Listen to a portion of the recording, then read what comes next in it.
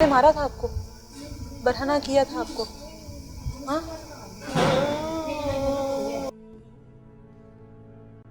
मुझे बताओ, सबने मारा था?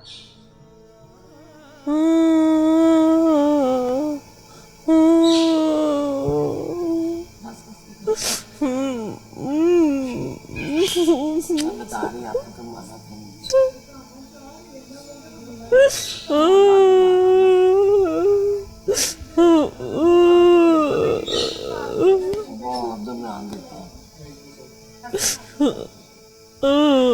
आप बरहना किया था उन लोगों ने आपको? सबने किया था?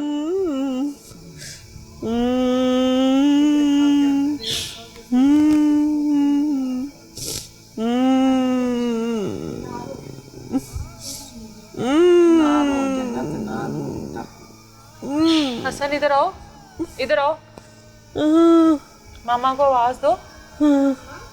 हसन आया है? हसन देख रहा था उस टाइम सब कुछ? मुझे प्यार कर।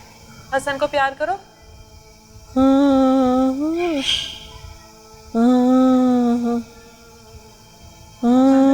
मन्नत मन्नत कह रही है मामा उठा ही नहीं रही मुझे। ये शादी है, 13 साल शादी, 2 बच्चों की माँ, एक मासूम सी प्यारी सी गुड़िया 7 माह की, एक ये 11 से 12 साल का बच्चा। ये पड़ी हुई है शादी।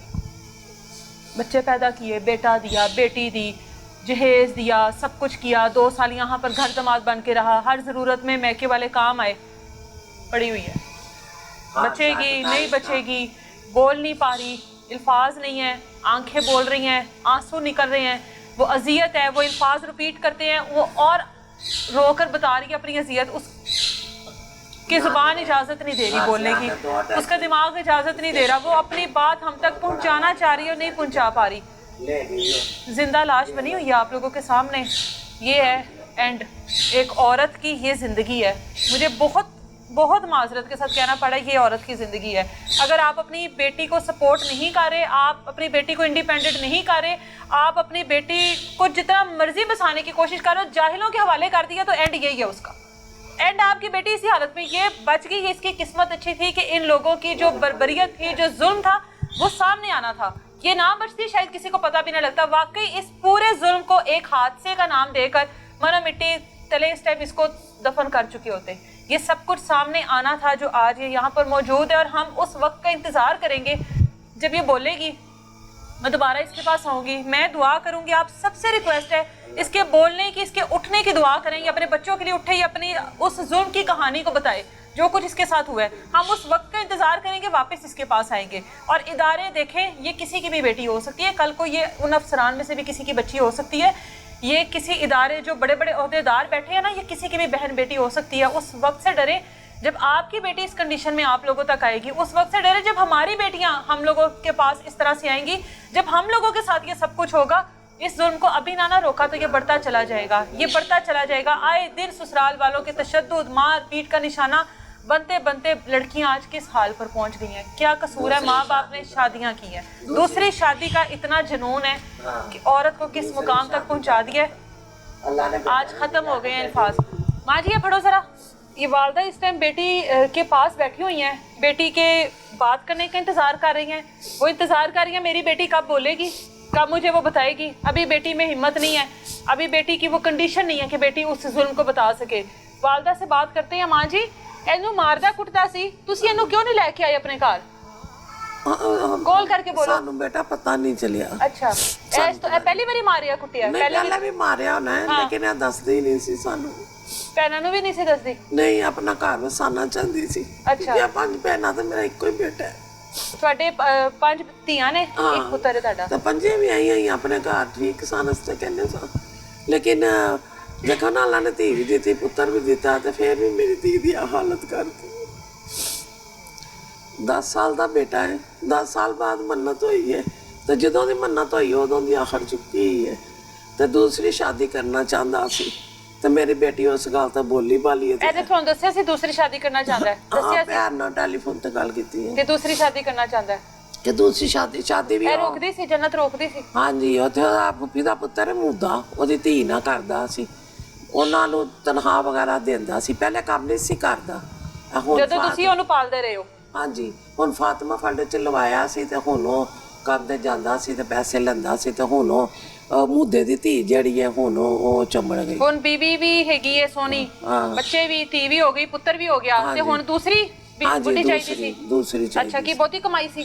ਕੀ ਪਤਾ ਹੋਵੇ ਕਮਾਈ ਬਹੁਤੀ ਸੀ ਕੀ ਬਹੁਤਾ ਸੀ। ਹੁਣ ਨਸਿਆ ਆ ਦੰਦਾ ਹਸਪਤਾਲ ਦੇ ਅੱਬੂ ਨੇ ਕਿਹਾ ਨਾ ਆਦੀ ਨਾ ਇਹ ਅਸੀਂ ਗਏ ਨਾ ਤੇ ਇਹ ਦੱਸਣਾ ਚਾਹ ਰਹੀ ਸੀ, ਇਹਨੂੰ ਇੰਝ ਡੇਲੇ ਕੱਢੇ, ਇਹਦੀ ਵਿਆਹ ਹੀ ਬਾਂਹ ਮਰੋੜੇ, ਇਹ ਲੱਤ ਮਰੋੜੇ। ਇਹਦੇ ਅੱਬੂ ਨੇ ਦੇਖ ਲਿਆ। ਇਹਦੇ ਅੱਬੂ ਅੱਛਾ, ਇਹਦਾ ਸ਼ੋਹਰ? ਹਾਂ। ਅੱਛਾ। ਇਹਦੇ ਅੱਬੂ ਨੇ ਦੇਖ ਲਿਆ, ਕੋਲ ਹੀ ਬਾਬੂ ਖੜਾ ਸੀ ਤੇ ਬਾਬੂ ਨੂੰ ਕਹਿੰਦੇ ਅਬਦੁਲ ਮਨਾਨ ਇਹ ਤੇਰੀ ਖਾਲਾ ਨੂੰ ਮਾਰਦਾ ਪਿਆ ਯਾਰ।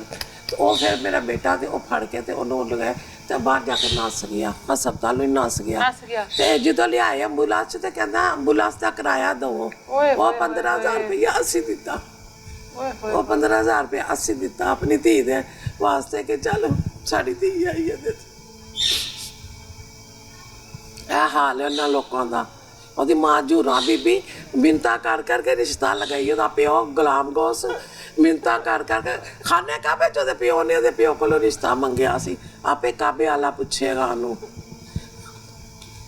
ਉਹਦੀਆਂ ਭੈਣਾਂ ਇਰਮ, ਇਕਰਾ, ਆਮਨਾ, ਉਹਦਾ ਖਾਵੰਦ ਮਕਸੂਦ ਰਲੇ ਹੋਏ ਸੀ, ਸਾਰੇ ਹੀ ਰਲੇ ਹੋਏ ਸੀ।